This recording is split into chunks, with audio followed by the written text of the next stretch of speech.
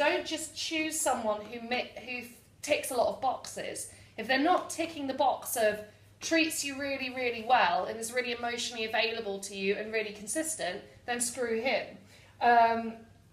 Secondly, another big problem is, you know Mr. 5% guy who we met on the last sheet? Let me draw him again. I'm really tempted to do something rude here and I'm not going to do it. We don't know what he's got going on downstairs anyway. Yeah.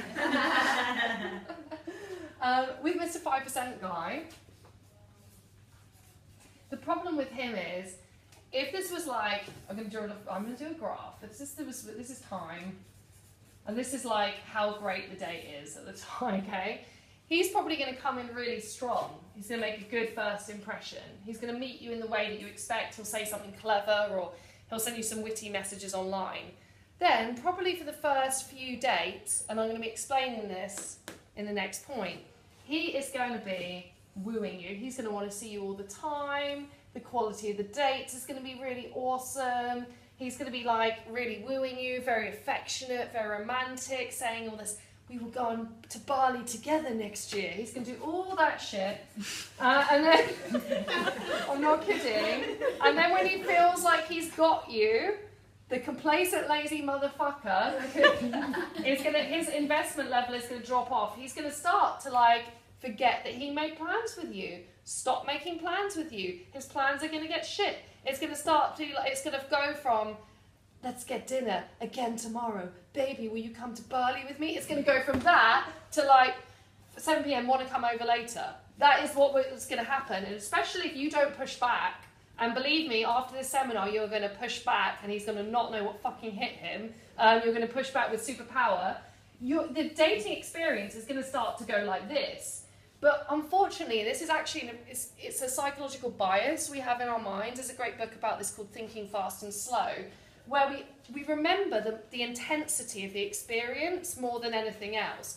So if we have an experience that's like a 9 out of 10, like this day, our brain remembers that more intensely and more strongly than all this other crap that happens afterwards. So you have to be aware, it's literally a human bias that we have in our minds, which means that we want to think he's still this guy.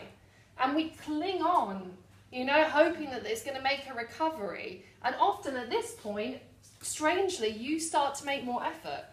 When he's making less effort, you give more. It's all back to front. So we need to start to learn to reverse this process.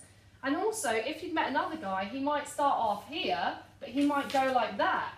You know, and this is the guy that you actually want to meet, but you won't know until you give it time to get to know people.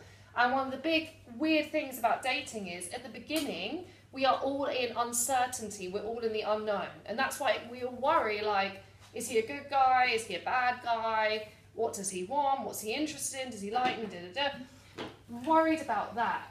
And because of this, because we're worried about that, and we're kind of constantly trying to think about it, a lot of the time we jump to conclusions. After a few good dates, we're like, oh, that's good. He's got a nice last name. We'd have cute babies. They'd have green eyes. You know, like we go through all that stuff, which is very gender stereotypical. I'm sorry for those who don't feel that way.